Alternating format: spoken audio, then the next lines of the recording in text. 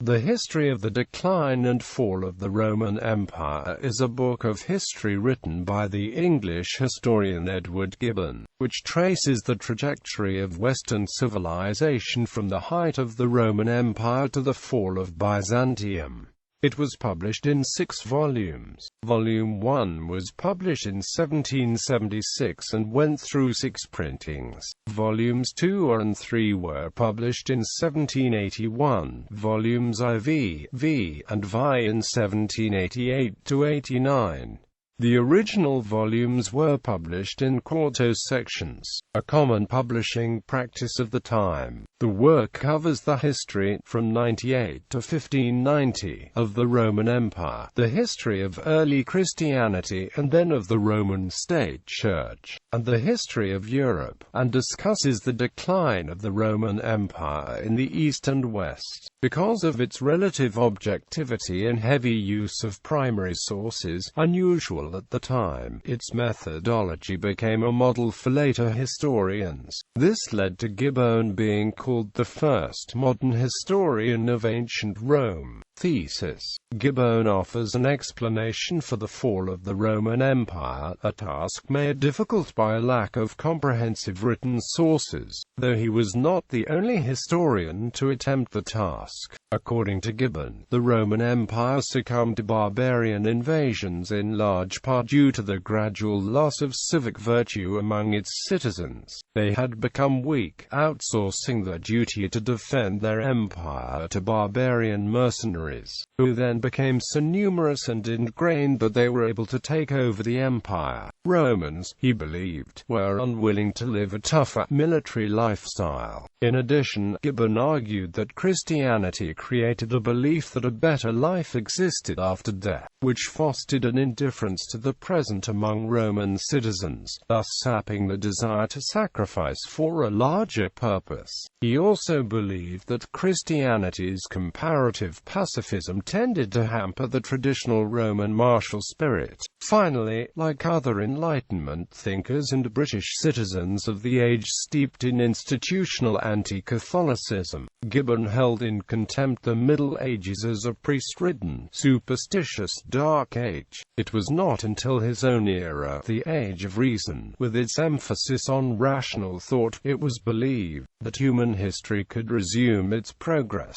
Gibbon saw the Praetorian Guard as the primary catalyst of the empire's initial decay and eventual collapse, a seed planted by Augustus when the empire was established. His writings cite repeated examples of the Praetorian Guard abusing the power with calamitous results, including numerous instances of imperial assassination and incessant demands for increased pay. He compared the reigns of Diocletian and Charles V, noting superficial similarities. Both were plagued by continual war and compelled to excessive taxation to fund wars. Both chose to abdicate as emperors at roughly the same age, and both chose to lead a quiet life upon the retirement. However, Gibbon argues that these similarities are only superficial and that the underlying context and character of the two rulers is markedly different. Style. Gibbon's style is frequently distinguished by an ironically detached and somewhat dispassionate yet critical tone. He occasionally lapsed into moralization and aphorism. As long as mankind shall continue to bestow more liberal applause on the destroyers than on the benefactors, the thirst of military glory will ever be the vice of the most exalted characters. The influence of the clergy, in an age of superstition, might be usefully employed to assert the rights of mankind, but so intimate is the connection between the throne and the altar, that the banner of the Church has very seldom been seen on the side of the people. History is, indeed, little more than the register of the crimes, follies, and misfortune of mankind. If we contrast the rapid progress of this mischievous discovery with the slow and laborious advances of reason, science, and the arts of peace, a philosopher, according to his temper, will laugh or weep at the folly of mankind. citations and footnotes. Gibbon provides the reader with a glimpse of his thought process with extensive notes along the body of the text, a precursor to the modern use of footnotes. Gibbon's footnotes are famous for their idiosyncratic and often humorous style, and have been called Gibbon's table talk. Quote, "They provide an entertaining moral commentary on both ancient Rome and 18th century Great Britain." This technique enabled Gibbon to compare ancient Rome to his own contemporary world. Gibbon's work advocates a rationalist and progressive view of history. Gibbon's citations provide in-depth detail regarding his use of sources for his work, which included documents dating back to ancient Rome. The detail within his asides and his care in noting the importance of each document is a precursor to modern-day historical footnoting methodology. The work is notable for its erratic but exhaustively documented notes and research. John Berry, following him 113 years later with his own History of the Later Roman Empire, commended the depth and accuracy of Gibbon's work.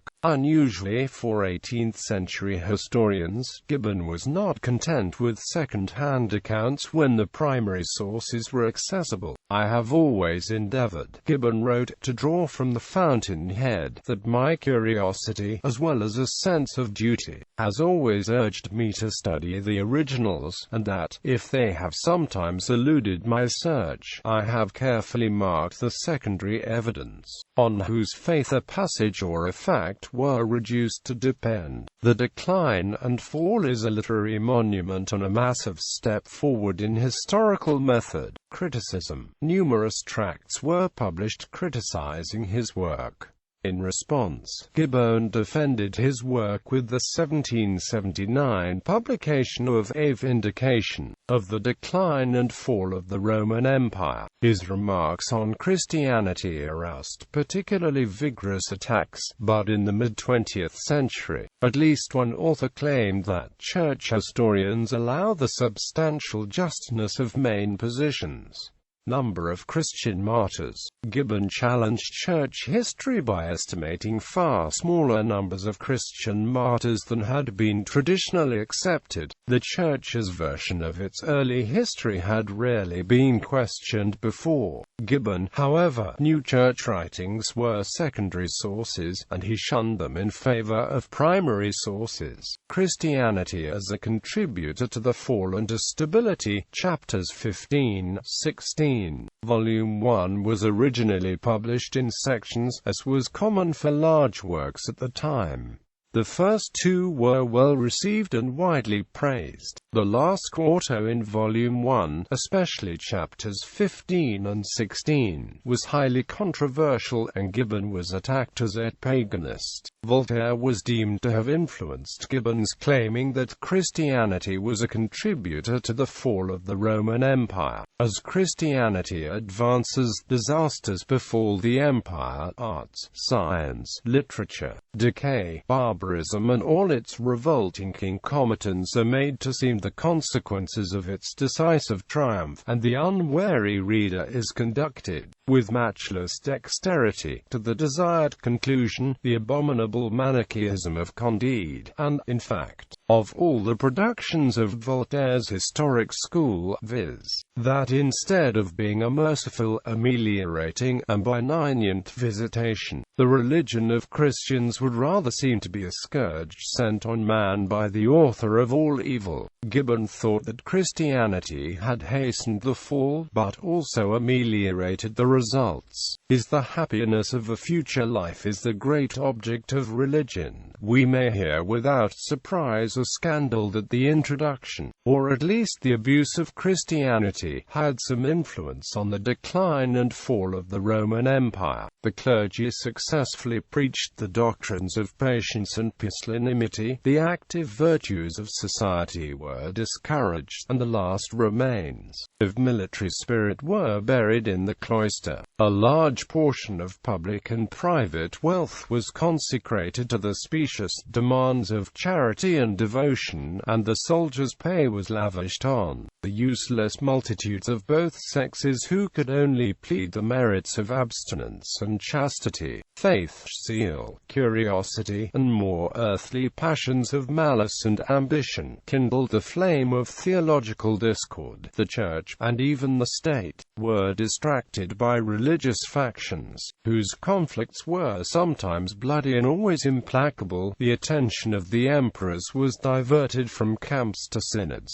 The Roman world was oppressed by a new species of tyranny, and the persecuted sects became the secret enemies of the country. Yet party spirit, however pernicious or absurd, is a principle of union as well as of dissension. The bishops, from 1800 pulpits, inculcated the duty of passive obedience to a lawful and orthodox sovereign. The frequent assemblies and perpetual correspondence maintained the communion of distant churches, and the benevolent temper of the gospel was strengthened, though confirmed by the spiritual alliance of the Catholics. The sacred indolence of the monks was devoutly embraced by a servile and effeminate age, but if superstition had not afforded a decent retreat, the same vices would have tempted the unworthy Romans to desert, from baser motives, the standard of the Republic. Religious precepts are easily obeyed which indulge and sanctify the natural inclinations of the votaries, but the pure and genuine influence of Christianity may be traced in its beneficial, though imperfect, effects on the barbarian proselytes of the north. If the decline of the Roman Empire was hastened by the conversion of Constantine, his victorious religion broke the violence of the fall, and mollified the ferocious temper of the conquerors. Tolerant paganism. Gibbon has been criticized for his portrayal of paganism as tolerant and Christianity as intolerant. In an article that appeared in 1996 in the journal Past and Amp, Present Age, Drake challenges an understanding of religious persecution in ancient Rome, which he considers to be the conceptual scheme that was used by historians to deal with the topic for the last 200 years, and whose most eminent representative is Gibbon. Gibbon had written, "The various modes of worship which prevailed in the Roman world were all considered by the people as equally true, by the philosophers as equally false, and by the magistrate as equally useful."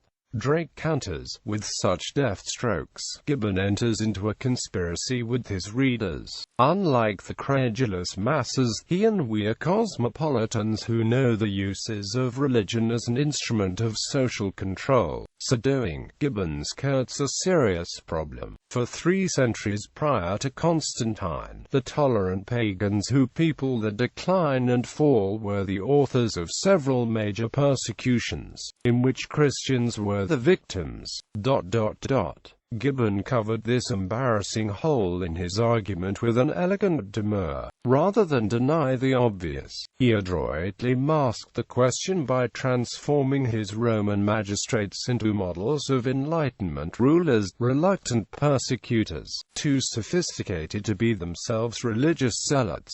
Misinterpretation of Byzantium. Others such as John Julius Norwich, despite their admiration for his furthering of historical methodology, consider Gibbon's hostile views on the Byzantine Empire flawed and blame him somewhat for the lack of interest shown in the subject throughout the 19th and early 20th centuries. This view might well be admitted by Gibbon himself, but it is not my intention to expatiate with the same minuteness on the whole series of the Byzantine history. However, the Russian historian George Ostrogorsky writes, Gibbon and Lebeau were genuine historians, and Gibbon a very great one, and the works, in spite of factual inadequacy, rank high for the presentation of the material. Gibbon's reflections. Gibbon's initial plan was to write a history of the decline and fall of the city of Rome, and only later expanded his scope to the whole Roman Empire. Although he published other books, Gibbon devoted much of his life to this one work. His autobiography Memoirs of My Life and Writings is devoted largely to his reflections on how the book virtually became his life. He compared the publication of each succeeding volume to a newborn child. Additions. Gibbon continued to revise and change his work even after publication. The complexities of the problem are addressed in Wimmersley's introduction and appendices to his complete edition. In print, complete editions J. B. Berry, ed. 7 volumes, currently reprinted. ISBN 0-404-02820-9. Hugh Trevor Roper, ed. 6 volumes. The text, including Gibbon's notes, is from Berry but without his notes. ISBN 0-679-42308-7, ISBN 0-679-43593-X. David Wimmersley, ed. 3 volumes. Hardback, paperback. Includes the original index and the vindication, which Gibbon wrote in response to attacks on his caustic portrayal of Christianity. The 2005 print includes minor revisions and a new chronology.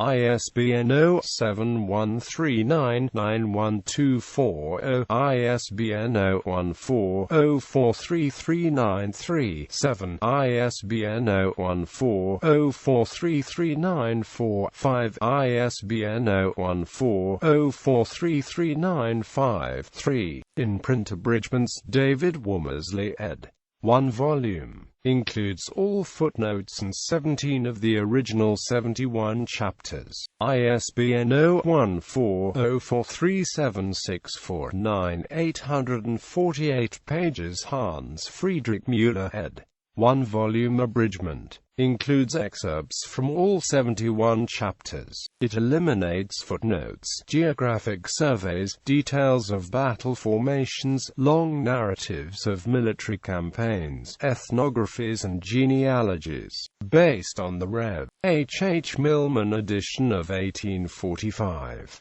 ISBN 0-375-75811-9, ISBN 0-345-47884-3. Legacy. Many writers have used variations on the series title, especially when dealing with large nations or empires. Piers Brendan notes that Gibbon's work became the essential guide for Britons anxious to plot their own imperial trajectory. They found the key to understanding the British Empire in the ruins of Rome, an inquiry into the permanent causes of the decline and fall of powerful and wealthy nations, designed to show how the prosperity of the British Empire may be prolonged. William Playfair. The Rise and Fall of the Confederate Government. Jefferson Davis.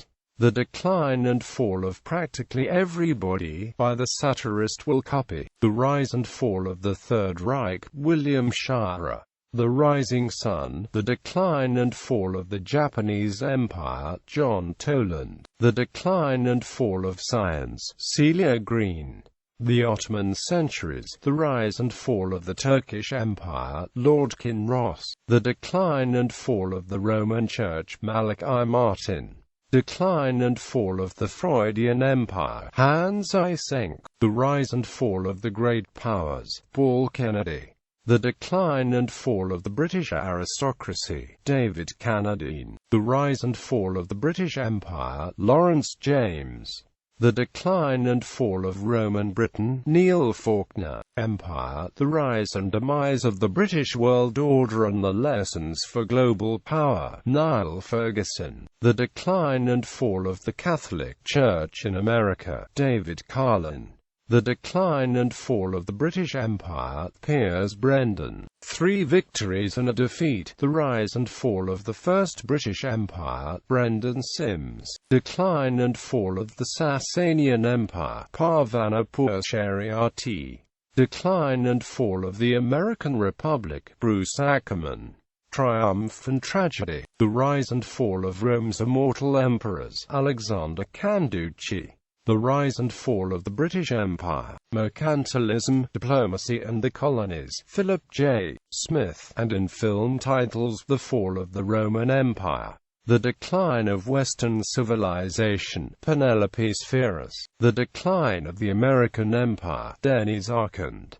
And in television, Ancient Rome, The Rise and Fall of an Empire. The title and author are also cited in Noel Coward's comedic poem I Went to a Marvelous Party, and in the poem The Foundation of Science Fiction Success. Isaac Asimov acknowledged that his Foundation series, an epic tale of the fall and rebuilding of a galactic empire, was written with a tiny bit of cribbing from the works of Edward Gibbon. In 1995, an established journal of classical scholarship, Classics Ireland, published punk musician Iggy Pop's reflections on the applicability of the decline and fall of the Roman Empire to the modern world in a short article, Caesar Lives, in which he noted, America is Rome. Of course, why shouldn't it be? We are all Roman children, for better or worse. I learn much about the way our society really works, because the system origins, military, religious, political, colonial, agricultural, financial, are all to be scrutinized in their infancy. I have gained perspective